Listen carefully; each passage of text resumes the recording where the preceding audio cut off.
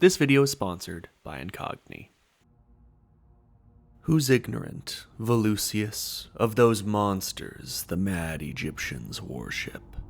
One city reveres the crocodile. In another, they'll tremble at an ibis glutted with snakes. The sacred monkey's golden image gleams where unearthly chords reverberate from Memnon's crumbling statue, where ruined Thebes, with its 100 gates, is buried in the sand. Racism. Since time immemorial, we as a species have utilized countless disciplines, from theology to genetics to economics, to justify the fact that those guys that live over there, I don't fucking trust them. This video has taken me quite a while, but not because I couldn't find any sources, but because I found the source, and it took all the fun out of it. Benjamin Isaac's The Invention of Racism in Classical Antiquity is devoted to identifying the intellectual roots of modern racism in classical antiquity. When we say the N-word on Discord, we stand on the shoulders of giants. Benjamin Isaac argues that the Greeks and Romans had what he calls proto-racism.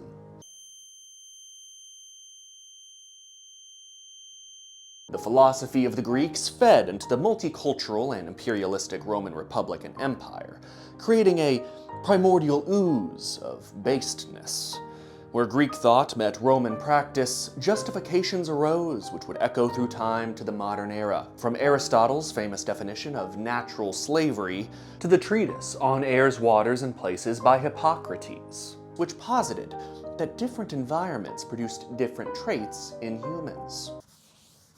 You see, people from colder climates, like the Germanics and Gauls, had thick blood, which made them barbarous and ill-tempered, but also strong and independent. People from hot climates had thin blood, which made them intelligent and civilized, but also soft and effeminate. Now, what about people from Greece, you ask? Well, they're in the middle, you see, so they're perfect. I am the best. Sources cited, me. I will believe in scientific racism the day that someone says, I've measured all the skulls, I've done all the DNA tests, I've checked all the haplogroup posts on the hiss board on 4chan, and the studies have shown that I can't read. Now, Benjamin Isaac's argument has never been the point of these videos. The goal of these videos has been to identify Roman attitudes towards their neighbors, both positive and negative, and to explain how those attitudes shaped Roman borders, laws, and artwork. If Romans didn't fear the barbarous Celts and Germans, would Caesar's wars in Gaul and expedition to Germany have earned him such fame? If the Carthaginians weren't regarded as so treacherous and sneaky, would the Romans have made such concerted attempts to rip their city out of the earth, root and stem? If the Greeks weren't regarded as such artsy-fartsy gay boys, would the Romans have never bothered to borrow so much of their artwork, philosophy, and culture? Empire is multicultural. I know that sounds remarkably like a propaganda poster from the future, but it's true. It comes with the territory. Literally, you conquer a place, now you got a bunch of fucking people that are different hanging around. Barring any distasteful solutions to that problem, there are going to be ethnic tensions. The vanquished became integrated into the fabric of Rome. Celtic barbarians donned togas and entered the Senate. Greek doctors, chefs, and teachers staffed the villas of the Roman elite. Carthaginian wine and ship designs would become the new Roman standard, and in the city of Rome itself, you would even begin to find temples to Eastern gods. You go out and conquer the world, believing yourselves the chosen of Jupiter and Mars, then you come back and people are worshiping a fucking snake. You can see the insecurities, tensions, and fears which would arise. Rome became Rome by being Roman. And now all these non-Romans are coming in, teaching our kids, filling our government, making sacrifices to their gods. What is Glycon even like? What do you sacrifice to him? Do you, like a fucking mice? Heat lamp? A greasy man with a ponytail who to take care of it? Like, I don't know. I just really want to emphasize Benjamin Isaac's contribution to this video, as well as some of his pupils, who wrote Rome, an Empire of Many Nations, which was also a huge help here. All these academics are Israeli. For some reason, it seems that modern Jews are at the forefront of studying ethnic tensions in the Roman Republic and Empire. I can't imagine why. Ethnic tensions were a reality of the late Roman Republic and early Empire, and that's not acknowledged enough in my opinion. Rome was shaped by those they conquered in countless ways, for good and ill.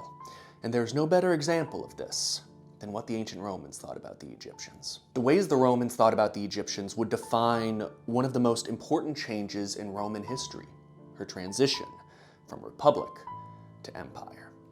In her fear of all things foreign, Rome would lose the very republic which she believed underpinned her greatness.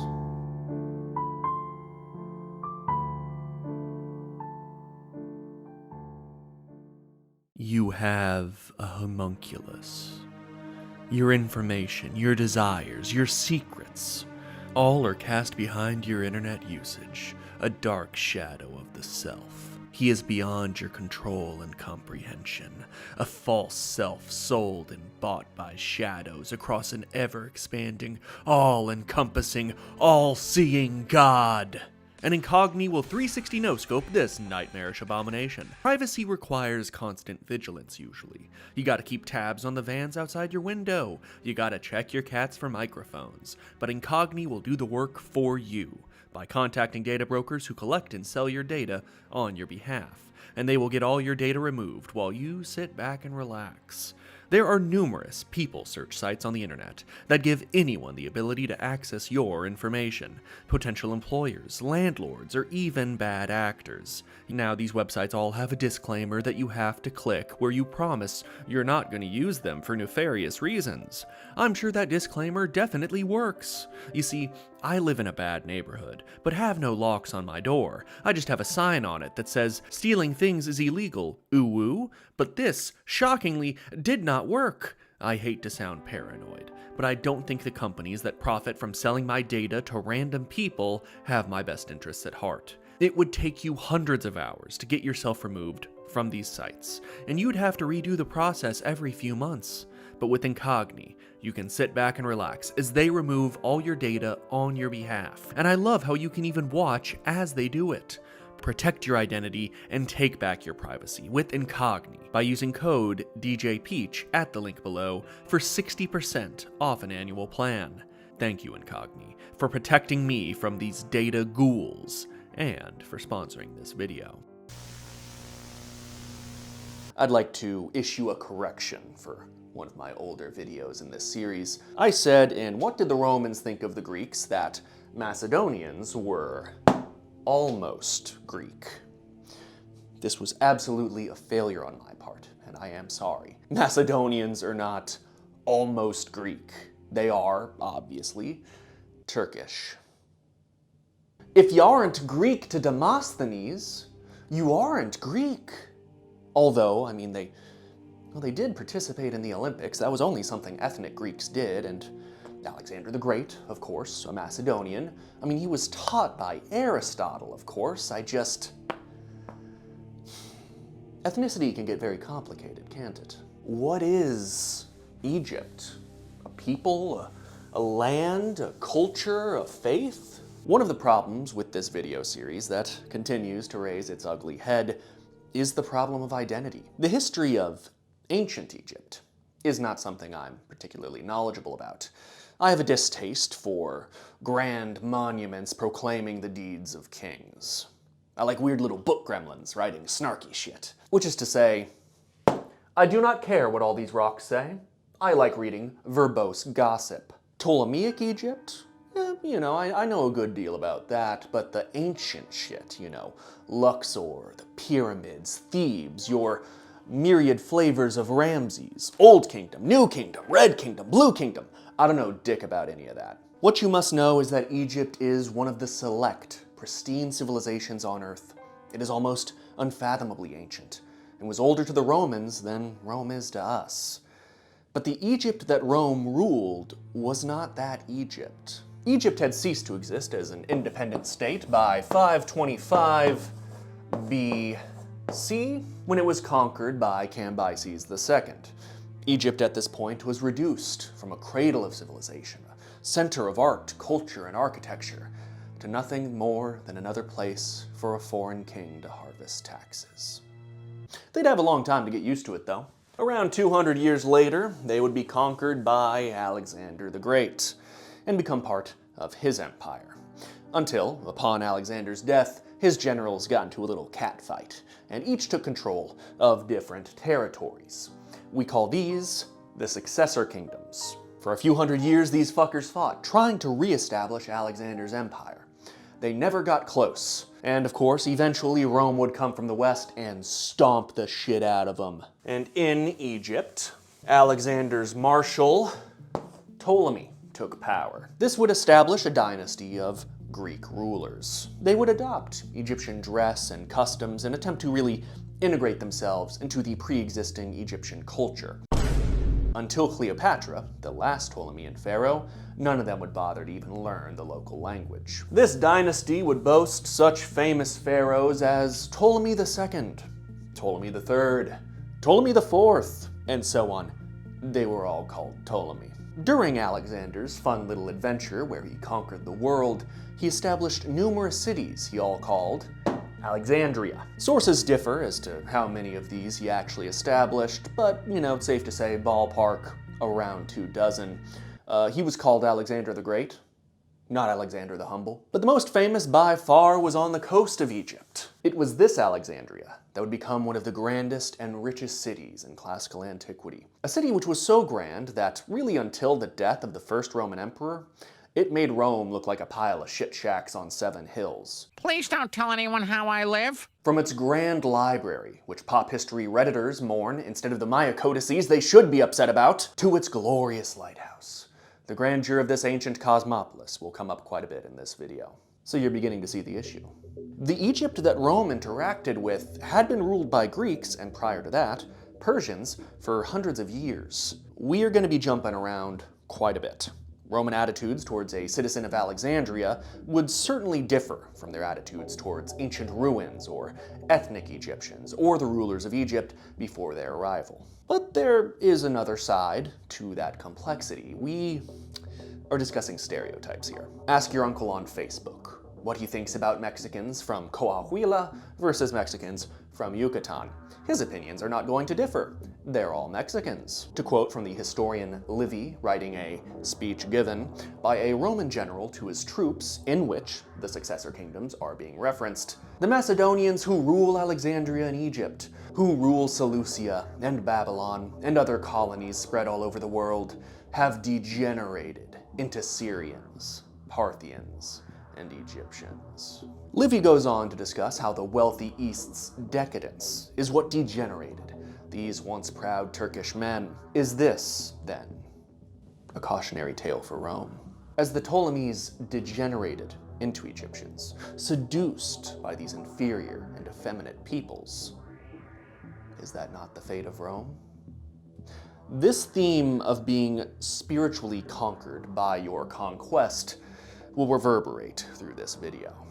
But before we finally get into the tasty racism, we should establish some more positive attitudes Romans had towards Egyptians. The appreciation for giant triangles transcends time and culture. Your uncle on Facebook, well, he might not like Mexicans very much, but he'd still think the Temple of Kukulkan is pretty fucking cool. Kulkan. Fuck.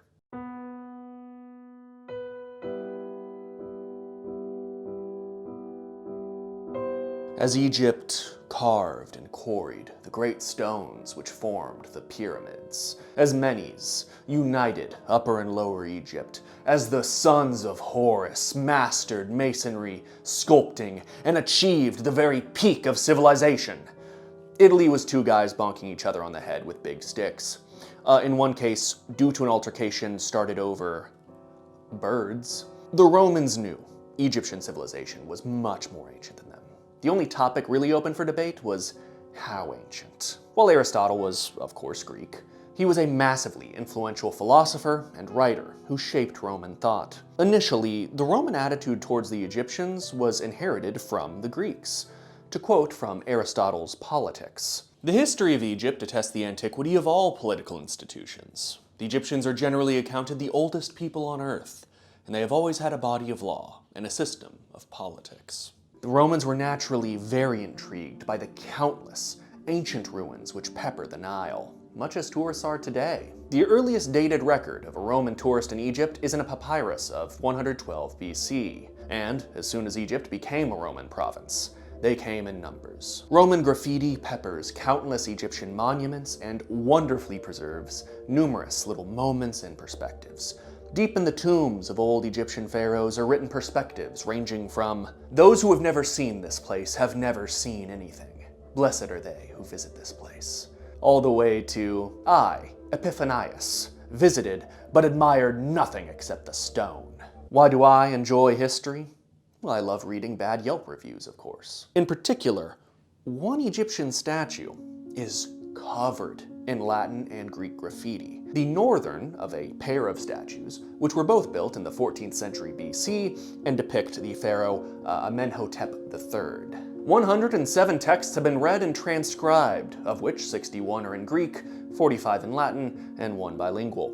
They are all graffiti inscribed by visitors to the Colossus at various times during the first 3 centuries AD. Most of the tourists who commemorated themselves on the statues had considerable literary pretensions, and they endeavored in competition with one another, it would seem, to describe their sense of awe through overwrought verses. Poets and prefects, rhetors and emperors, ladies and gentlemen all left their names on this grand monument. The Greeks, seeing in these statues a resemblance to the Greek hero Memnon, called these the Colossi of Memnon. But how do these statues resemble an ancient Greek hero? Like, I do not see the resemblance. Well, you see, Memnon's mother was Eos, the Greek goddess of the dawn. And during Memnon's death, he cried out to his mother.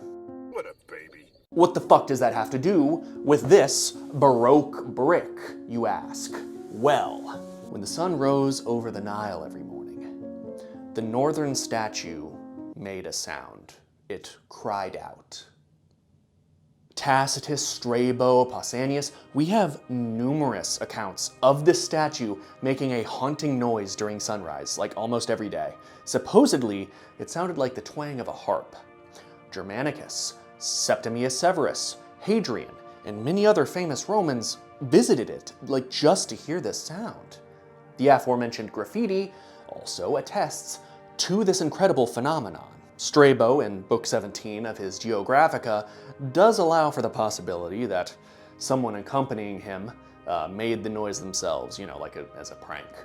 Which would be hilarious, and as longtime viewers know, I am predisposed to believe any historical testimony, which is funny. But there are so many accounts, and there's like so much graffiti, I struggle to believe that Egyptian trolling was this advanced. We are talking about a centuries-long dedication to fucking with tourists. This happened for a very long time. All right, what the fuck is up with the noisy statue? The consensus on this phenomenon is that an earthquake which occurred in 26 BC collapsed the top half of the statue, leaving only the legs at the base. The earthquake created a gap within the stone, which would retain the cool night air, which would then escape once the exterior of the statue was heated by the morning sun. The statue has since been shoddily repaired, as you can see just by looking at the damn thing, and this repair job, some say, was conducted by Emperor Septimius Severus to honor the statue and its magical powers, and he, of course, by doing this, stopped this incredible natural phenomenon. Here's where I mock Redditors and shitty pop history websites. The fact that Septimius Severus oversaw the repairs was just a guess. It was just a hypothesis by a French dude in 1833. It was basically just built on the fact that Severus did visit the statue and that there was no new graffiti scrawled on it afterwards. The first really trustworthy account we have of the phenomenon no longer occurring is from 2 centuries after his visit. It's not the worst guess, but it is a guess. And like most random guesses by 19th century dudes, it was then repeated often enough until it became considered a fact. As outlined in a paper written in 1984 by former chairman of the Harvard Classics Department, Glenn Warren Bowersock, there is graffiti on the monument which was written after Severus's visit. This paper is available for free on JSTOR, I don't know. It's called The Miracle of Memnon. It's a very short read, highly recommend. It's good-ass history. And it got me hard. Bowersock has his own hypothesis, and it's sort of interesting, but I've spent so much fucking time on this statue, so we're gonna move on. Just read, bitch. It's not that fucking hard. I'm sorry that I spent so much time on specifically this, but I read the testimonies of travelers from an antique land who said, 2 vast and trunkless legs of stone stood in the desert. Beside them was a half-sunken visage, and these fucking legs wailed with pain at the dawn of each new day, mourning the inexorable and unavoidable passage of time, and ancient Romans visited it, and they were obsessed with it. What the fuck? And here we have 2 vast and trunkless legs of stone. Ooh, and what's that in the dirt next to them? Oh, that's a half-sunk, shattered visage. Oh, I love his frown, wrinkled lip, and sneer of cold command. Can I carve a dick into it? I'd be insulted if you didn't. But what about souvenirs? If I'm gonna go marvel at human history, our achievements, our greatness, our inexplicable need to drag rocks from the earth and carve our faces into them, I'm gonna buy some plastic bullshit to remember the occasion. Well, they did have souvenirs, but before I get into that, I should address something, because it's once again some misinformation, but bear with me. Also, it lets me mock Redditors again. The Romans thought the Egyptians were little scamps, little rascals, always cracking jokes. They were such scamps that Egyptian lawyers were banned from practicing in Roman courts because they were such rude dudes with rude attitudes. I can find one piece of evidence for this. Sorta. It is contained in Mary Beard's excellent book, Laughter in Ancient Rome, on joking, tickling, and cracking up. In an extraordinary lecture to the Alexandrians, delivered at the end of the 1st or the beginning of the 2nd century CE, the orator and intellectual Dio Chrysostom attacked the Alexandrians' apparently well-known passion for jocularity. Please be serious, just for a moment, and pay attention, he starts, because you're always so full of fun and frivolity. One might say that you're never found wanting when it comes to fun and pleasure and laughter. It's important to note that Alexandria was a cosmopolis. It was a very diverse city, populated by Greeks, Jews, Egyptians, Romans, just really everyone in the Mediterranean. Furthermore, this is a single lecture by, one guy. It's one piece of evidence. It's not a lot. Regardless, this is some evidence that the Egyptians had a reputation for being funny little goofballs.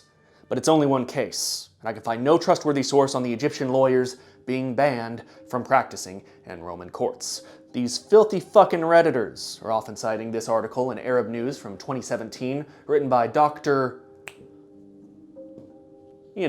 where he provides no source for this information. Dr. No I Won't Try is not a historian. He's a journalist who usually covers war. That doesn't mean he's wrong. I'm a fucking YouTuber, and I had a Slim Jim and a Tall Boy for breakfast. But I would have probably bought it if this was if he had some expertise in the subject. Mary Beard could tell me that Cleopatra shot ping pong balls out of her asshole. I'd probably believe her. There's also the issue that Theocritus was not Roman. I don't think any of this is true. I found a few articles referencing it, but once again, it's just the same constant issue. They just say it, and there's nothing there to support it. I hope I'm wrong. I really want to believe this, but as I've said before, we need to be very careful with the things we really want to believe. I hope I'm wrong. If you can find anything about this yourselves, please let me know. Just inform my gang stalkers so they can tie the citation to a brick and throw it through my window. All right. This is the part where we have to say true things. Souvenirs depicting the Lighthouse of Alexandria have been found as far as Afghanistan and Slovenia. These take the form of decorated glasses and glass pastes. Yes, a souvenir shot glass, basically. I could find no examples of souvenirs depicting any other Egyptian site. It does sadden me a lot that no one was selling little snow globes of the horrifying crying entropy statue, but as I have discussed, there is an incontrovertible pile of evidence of Roman tourism to Egyptian sites. And considering that velvet ropes had yet to be invented, I find it difficult to believe that no one ever just, chiseled off a chunk of something and brought it home. To quote from Souvenirs and the Experience of Empire in Ancient Rome by Maggie L. Popkin, a fragment of stone brought home as a memento from a visit to the Egyptian pyramids would appear to an archaeologist as just a piece of rock. One case of Romans chiseling souvenirs off of Egyptian monuments is very easy to spot, though. Entire obelisks. There are numerous ancient Egyptian obelisks in the city of Rome to this day, all of which were transported via ships, specially designed for the mission. Also, when that fucking loser invaded Ethiopia, he took an Ethiopian obelisk, and now the crowning achievement of Rome's peculiar strain of Egyptophilia. There's a little miniature pyramid in Rome, a burial tomb for a Roman of which we now know, unfortunately, very little, by the name of Caius Cestius. But while we know very little about him, he was probably pretty wealthy, judging by, Britannica remarks on this wannabe pharaoh. Caius Cestius's funerary monument has proved far more enduring than anything he achieved while alive. Burn. That being said, I am still talking about him 2,000 years later, so money and bad taste can buy immortality, tell your friends. I could find almost nothing on the man himself, and frankly not that much on the pyramid. A few mentions in some papers I found, but no papers specifically about it. A few websites, and its Wikipedia page. I do not like using Wikipedia for videos. It makes my imposter syndrome do somersaults. The fact is that while time has been extraordinarily kind to the exterior of the mausoleum, the frescoes within the burial chamber faded away long ago. While we're now gonna list and explain the many negative Roman attitudes towards Egyptians, there was on some level, great deal of admiration for Egyptian architecture, and that admiration was rooted mostly in its age and scale. But admiration has a brother, and we call him envy.